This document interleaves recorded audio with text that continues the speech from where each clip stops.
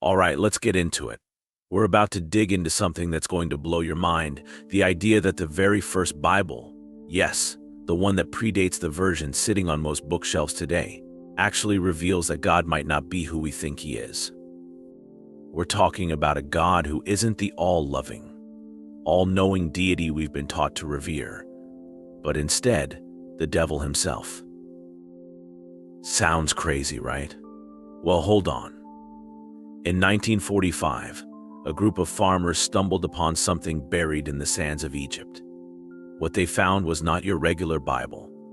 These were the Nag Hammadi texts, ancient writings that completely challenge what we've been told for millennia.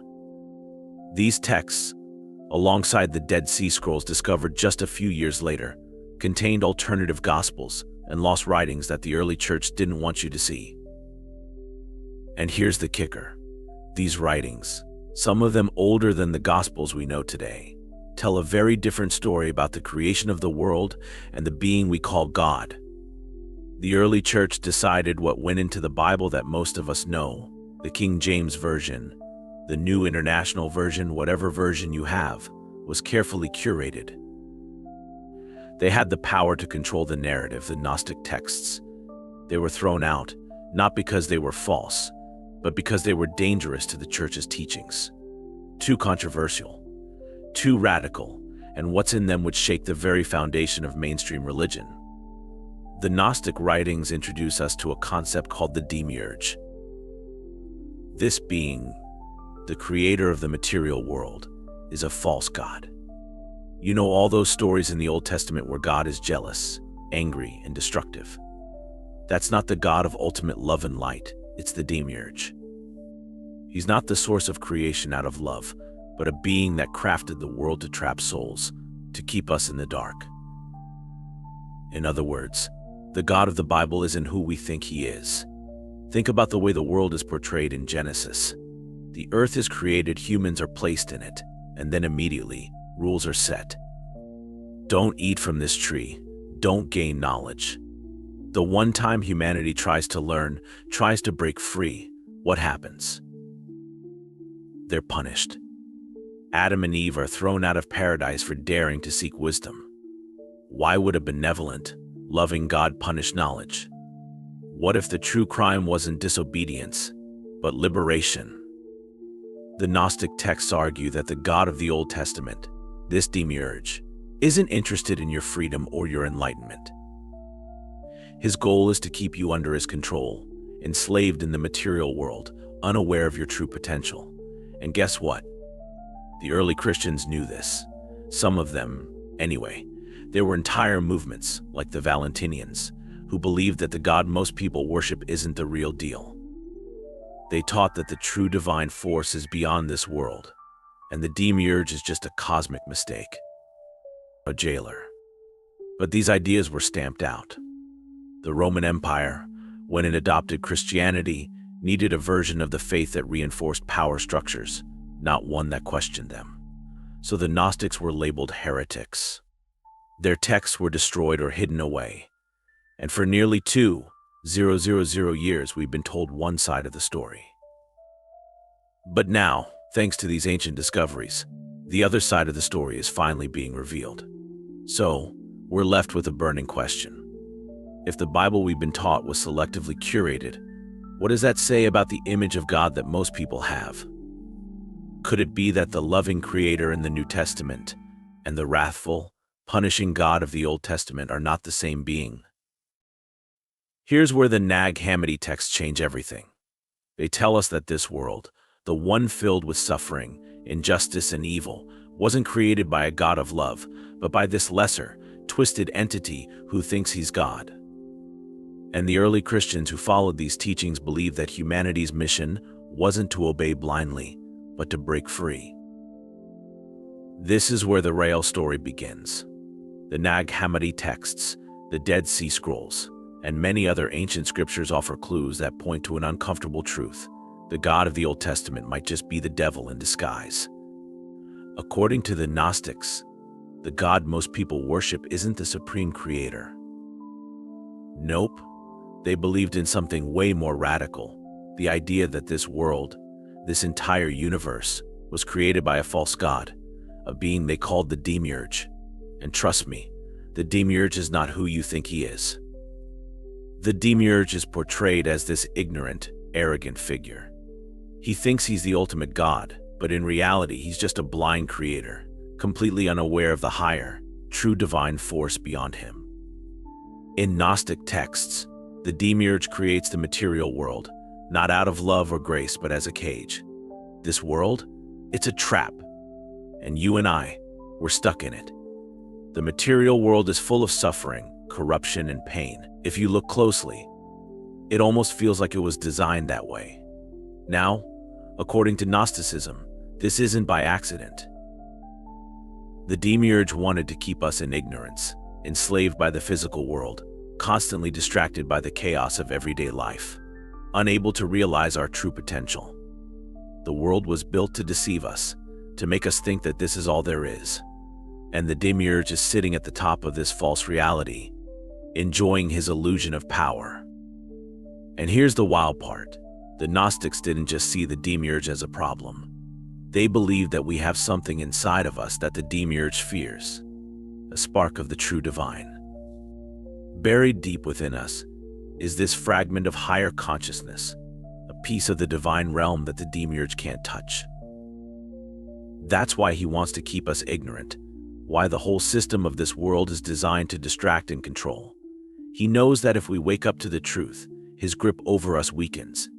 Now, why would anyone worship a being like this? Because the Demiurge is a master manipulator. He's not just a creator, he's a tyrant. He wants worship, obedience, and fear. He keeps people in line by presenting himself as the ultimate authority, demanding blind faith and submission.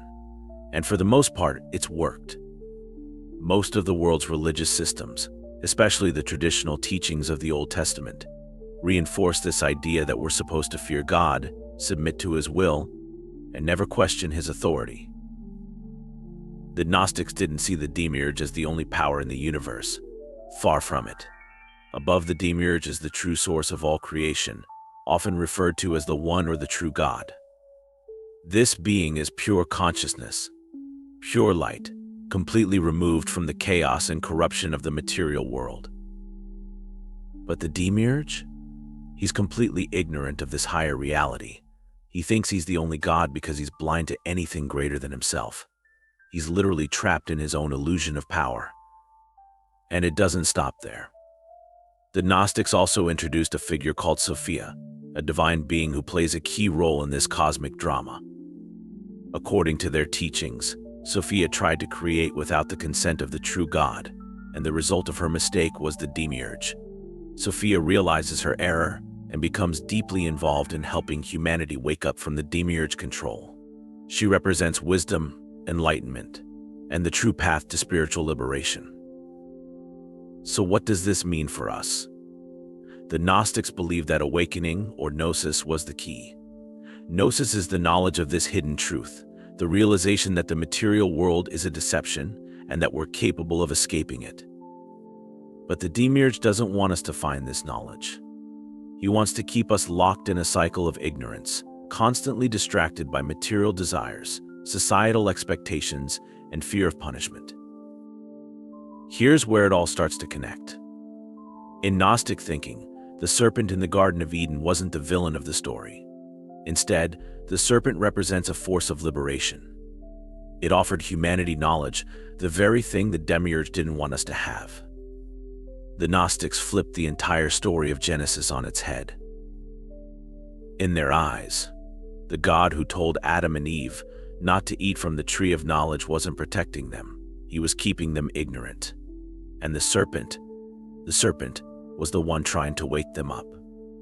I know it's wild, but it makes you rethink everything you've been told. If the Demiurge is this tyrannical being, keeping humanity in chains, then the whole concept of salvation changes. Salvation isn't about obedience to a higher power. It's about liberation from a false one. The real goal is to break free from the Demiurge influence, to realize that the material world is a distraction, and to reconnect with the true divine force that exists beyond it. Now here's where things really start to hit home. We've all asked this question at some point. If God is all-powerful and all-loving, why is there so much evil and suffering in the world? Why is life filled with pain, disease, natural disasters, and all the stuff that makes us question everything? Well, the Gnostics had a radically different answer to that question. They didn't believe that this world's suffering was just some mystery we can't understand, or that it was part of some divine plan. No. They believed suffering was here because the God who created this world was not good. This wasn't a case of God allowing evil to happen. It was about the world being built on a flawed foundation by a flawed being. The Gnostics saw the creator of this world, the Demiurge, as incompetent or even malevolent. And when you look at the world through that lens, things start to make a strange kind of sense. Think about the big events we know from the Bible, especially the Old Testament. We've got the flood, where God wipes out nearly all of humanity. There's Sodom and Gomorrah, destroyed by fire. The plagues of Egypt, which included everything from locusts to the death of the firstborns. And these aren't acts of a benevolent, loving God, they're acts of vengeance and destruction. It's almost like the Bible itself is trying to tell us something. Maybe we've just been interpreting it wrong. The Gnostics would look at those stories and say, of course the world is messed up. It was designed that way. The Demiurge, in their view, wasn't interested in creating a perfect paradise. He created a world of suffering, pain, and control. His goal was to keep humanity trapped in this flawed existence, so we'd never reach beyond it to discover the truth. This world isn't a test of our faith, it's a prison. And evil. It's not some mystery we have to blindly accept. It's baked into the system. Now, that flips the whole concept of good and evil on its head, doesn't it? We're taught that evil exists because of human free will, because of temptation, or because we're somehow being tested. But the Gnostics saw it differently. They believed the material world itself was corrupted from the start, not because we failed, but because the being who made it was corrupted. So when people ask, why does God allow suffering? The Gnostic answer is pretty simple. Because the God who rules over this world thrives on it. The Demiurge doesn't care about human suffering. In fact, it's part of his system of control. He keeps us down, keeps us fearful, keeps us worshiping him, while the true divine reality, the higher, pure consciousness beyond all of this, remains hidden from us. What's even more unsettling is how this idea of suffering as control plays out in everyday life. Think about it. How many of our major systems are built around control? Governments, religions, even social norms. They all have a way of keeping us in line, telling us what's right, what's wrong, and why we should be afraid if we step out of line. The Gnostics would argue that this is exactly what the Demiurge wants. A world built on fear and suffering makes for obedient followers. And then there's the idea of punishment. The Bible is full of examples where God punishes people for disobedience. But the Gnostics would say that these punishments aren't about justice or morality. They're about keeping people in their place, making sure they don't question the system. The story of Job is a perfect example. Here's a guy who does everything right, follows all the rules, and yet he suffers horribly, losing everything. Why? Because the Demiurge, the god of this world, doesn't care about fairness. He's all about control. Now, this is where we hit the deeper philosophical layer. If the creator of this world is flawed, then the suffering we experience isn't some cosmic lesson in morality. It's not about teaching us to be better or more faithful. It's about keeping us distracted, lost in pain, and too broken to see the bigger picture. This turns the entire concept of faith upside down. Instead of accepting suffering as part of God's plan, the Gnostics believed in rejecting the system altogether. They weren't looking for salvation through obedience or punishment. They were looking for liberation. If we're questioning the nature of God in these ancient texts, then we have to talk about one of the most misunderstood figures in all of religious history, Satan. Now, before you jump to conclusions, hear me out. What if Satan isn't the ultimate evil we've been told he is? What if he's actually the hero of the story? I know it sounds wild, but this idea is way older than you think. In the Gnostic tradition, Satan, or more specifically Lucifer, is viewed very differently. You see, Lucifer isn't this evil being trying to corrupt humanity for fun. Instead, he's seen as the one who offers knowledge, enlightenment, and freedom. And, in some interpretations, that makes him the true liberator of humanity. Let's go back to the Garden of Eden. We all know the story. Adam and Eve are living in paradise. Everything is perfect, and they've got just one rule: don't eat from the tree of knowledge of good and evil. Then along comes the serpent, who tempts Eve to eat the fruit. Eve does, Adam follows, and boom, they're banished from Eden. But here's the thing, what was the serpent really offering? Knowledge. Awareness. The ability to see the world for what it truly is. Think about it, the serpent didn't trick Eve into something meaningless. He gave her, and by extension, all of us, the chance to wake up, to see beyond the limits of the garden, to understand the difference between good and evil. That's not some villainous move. That's the kind of gift that opens up a whole new level of consciousness. And if the God of the Old Testament didn't want Adam and Eve to have that knowledge, what does that say about him?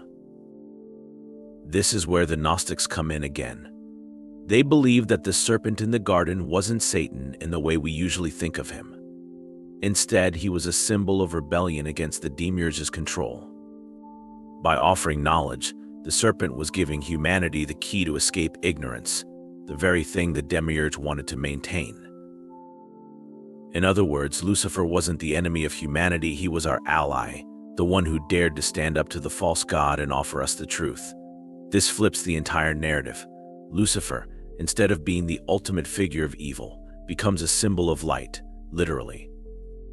The name Lucifer comes from the Latin lux ferri, which means the light bringer. He's the one who brings enlightenment, the one who challenges authority, and the one who says, you don't have to live in ignorance. You don't have to accept the world as it is. Now, it's important to recognize just how radical this idea was, and still is. If you're used to thinking of God as the ultimate authority and Satan as the ultimate rebel, this might feel like a complete reversal of everything you've been taught. But that's exactly why the early church worked so hard to suppress these Gnostic ideas. A story where the rebel is the hero and the creator is the villain. That's a dangerous narrative for any institution that's built on obedience and control. But let's take it a step further. In some Gnostic writings, Lucifer isn't just a symbol of rebellion. He represents a deeper truth about the nature of power and freedom. The demiurge wants submission. He wants followers who don't question, who don't seek knowledge, who obey without understanding. Lucifer, on the other hand, represents the idea that true power comes from questioning authority, from seeking knowledge, and from breaking free of imposed limits. This is a theme that runs through a lot of mythology and literature, not just in Gnostic writings. Look at stories like Prometheus, the titan who stole fire from the gods and gave it to humanity. He's punished for his defiance, just like Lucifer, but he's celebrated as a hero because he dared to challenge the gods and give humanity something valuable. The fire Prometheus gives is knowledge, just like the fruit Lucifer offers in Eden. It's the same archetype, the rebel who risks everything to bring enlightenment to humanity. What if rebellion against authority isn't inherently evil? What if it's actually the path to freedom? If the demiurge is a false god who thrives on control, then rebelling against him isn't just an act of defiance, it's an act of liberation. And Lucifer, as the symbol of that rebellion, becomes a figure of empowerment, someone who represents the idea that we don't have to accept the world as it is. We can seek knowledge, we can challenge the rules, we can create our own path. Of course, this perspective has been buried for centuries. It's no accident that Lucifer is painted as the ultimate villain in mainstream religious texts. If you're in power, the last thing you want is for people to question your authority, right? But the Gnostics and many other ancient traditions saw through that. They understood that real power, real freedom, comes from breaking away from control and embracing the truth, even if it's uncomfortable. Let's dive into something even more intriguing, the figure of Jesus. But not the Jesus you might be used to hearing about. In the Gnostic tradition, Jesus wasn't just a savior sent to redeem humanity from sin. He was a messenger sent to reveal the truth about the Demiurge and to help us wake up from the illusion of this world. The Gnostic view of Jesus is incredibly different from what you'd find in traditional Christianity. According to these teachings, Jesus didn't come to reinforce the authority of the God of the Old Testament. In fact, he came to oppose it. He wasn't here to tell people to blindly follow the laws laid down by the Demiurge. Instead, he was offering something much deeper, salvation through knowledge, or gnosis. And this knowledge wasn't about sin or moral rules. It was about realizing that the material world is a prison, and that we need to break free from it. So the Gnostics saw Jesus as more than just a figure of faith. He was a teacher who came to wake people up, to show them that the God most people worship isn't the ultimate source of goodness and light. Jesus was here to say, look beyond the surface. The world you think you know is a trap. In many Gnostic texts, especially the Gospel of Thomas, Jesus isn't portrayed as someone who's focused on performing miracles or preaching about sin and punishment. Instead, he's depicted as a teacher of hidden wisdom. His parables and teachings are cryptic, not because they're supposed to be confusing, but because they're pointing to a deeper reality Demiurge doesn't want humanity to see. Jesus often spoke about the kingdom of God, but the Gnostics believed this kingdom wasn't some physical paradise we'd reach after death. It was a state of spiritual awakening, something that existed beyond the material world. The Gnostic Jesus didn't care about obedience to religious law. In fact, he often spoke against it. Remember when Jesus was constantly at odds with the Pharisees, the religious leaders of his time? The Gnostics saw this as more than just a disagreement about rules. They believed Jesus was actively rejecting the Demiurge system of control. He wasn't here to make sure people followed religious dogma. He was here to free them from it.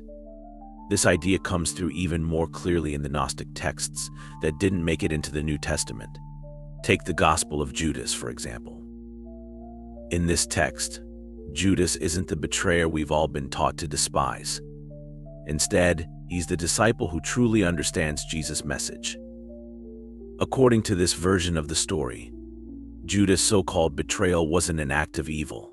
It was part of a plan to help Jesus escape the prison of the material world. Judas was the only one who really got it, who understood that Jesus' mission wasn't about dying for humanity's sins, but about revealing the truth that would set them free from the Demiurge's control. The Gnostics didn't believe that Jesus' death was about paying for humanity's sins. They saw his crucifixion as a way to demonstrate the ultimate truth, that the material world, and even death, are illusions. Jesus' resurrection wasn't just a miracle to prove his divinity. It was a statement, a way of showing that the Demiurge's greatest weapon, death, had no real power over those who had attained true gnosis. For the Gnostics, the real message of Jesus was one of awakening. He wasn't here to save people from their sins through his death on the cross. He was here to save them from ignorance. His teachings were meant to wake people up to the fact that they didn't need to be slaves to the Demiurge's rules, that they could find the divine truth within themselves. And the crucifixion. It wasn't the end of the story. It was just the beginning of realizing that death, like everything else in this world, was part of the illusion. Now, when you think about it like that, the Gnostic interpretation of Jesus changes everything. It's not about following a set of rules or performing rituals to get into heaven. It's about transcending this world, seeing through the veil that the Demiurge has put in front of us and reconnecting with the true divine source. But this was exactly the kind of thinking that the early church couldn't allow to spread. A Jesus who taught that the God of the Old Testament wasn't the true God. A message that told people to seek enlightenment instead of blind obedience? That's the kind of radical idea that could undermine the entire foundation of institutional religion. And that's why these texts, These alternative gospels were buried, burned, or labeled as heresy. The Jesus who offered liberation from the demiurge system wasn't the Jesus the early church wanted people to follow. They needed a figure who reinforced authority, not one who encouraged people to question it. If you've been following along, you've already seen how the Gnostics flipped the script on God, Satan, and even Jesus. But there's one more key player in this cosmic drama: Sophia. She's not a name you hear too often in mainstream religious discussions. But in Gnostic teachings, she's one of the most important figures, maybe the most important. In Gnostic belief, Sophia is a divine figure, often seen as the embodiment of wisdom itself. She's part of the higher spiritual realm, far beyond the material world. But here's where things take a turn. According to Gnostic cosmology, she is actually responsible for the creation of the demiurge. Yeah, you heard that right. The demiurge, the being we've been talking about, didn't just come out of nowhere. He was the result of a mistake made by Sophia. Now, don't get this wrong. Sophia wasn't acting out of evil or malice. It's more like an accident, something that happened when she attempted to create something on her own, without the guidance of the higher divine forces. In her desire to bring forth creation, she accidentally birthed the demiurge, and as soon as she realized what she had done, she knew it was a disaster. The demiurge, thinking he was the supreme being, went ahead and created the material world, the same one we're all stuck in. Sophia didn't just walk away after this mistake. She didn't abandon the world to the demiurge's control. In fact, she becomes deeply involved in trying to fix it. That's what makes her such a fascinating figure. Sophia represents both the cause of the problem and the force trying to correct it. In some Gnostic texts, she's depicted as mourning for humanity, feeling deep sorrow over the suffering caused by the world her creation has built. But she doesn't give up. Sophia's story is one of redemption, but not in the traditional sense. She's not here to sacrifice herself or take on the sins of humanity.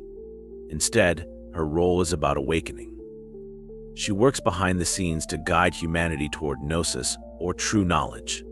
It's like she's sending signals, trying to wake us up to the reality that the material world isn't all there is, that we've been trapped in an illusion created by the demiurge.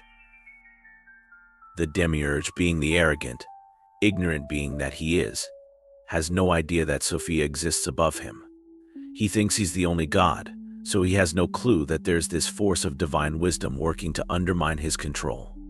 Sophia, on the other hand, knows exactly what's going on.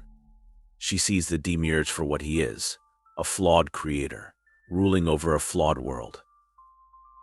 And she's trying to help us break free from his influence.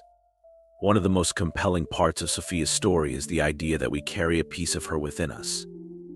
The Gnostics believe that every human being has a spark of divine wisdom, a fragment of Sophia, hidden deep within their soul.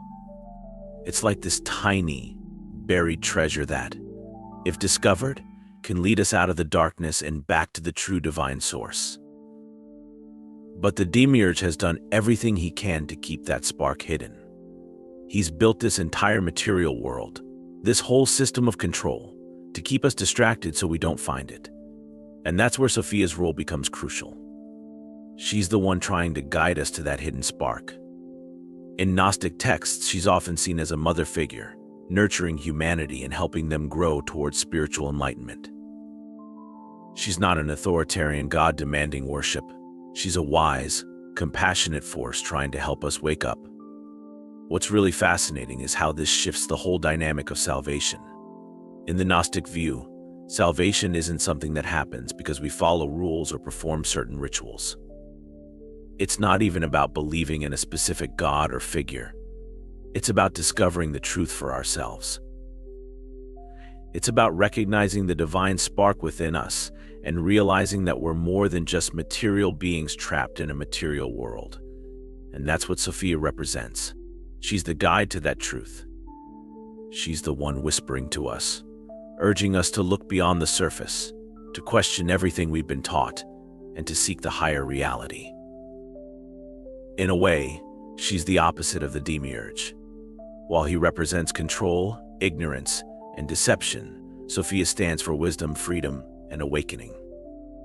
In traditional teachings, we're told that the end of the world will bring God's ultimate judgment, a final reckoning where the good are saved and the evil are condemned. But in the Gnostic view, the end of the world isn't about punishment or reward. It's about freedom, the end of the Demiurge's reign, and the beginning of humanity's true awakening. In the Gnostic texts, the so-called apocalypse isn't a terrifying event where the world is destroyed. Instead, it's the collapse of the Demiurge's false reality. It's when humanity finally sees through the illusion of the material world and reconnects with the true divine source. The apocalypse isn't about God's wrath. It's about the liberation of human souls from the control of a flawed creator. You see, the Gnostics believed that once enough people woke up, once enough of us discovered the divine spark within ourselves, the power of the Demiurge would start to crumble. His control over the material world would weaken, because the only reason he's been able to rule for so long is through ignorance. The more people understand the truth, the less power he has.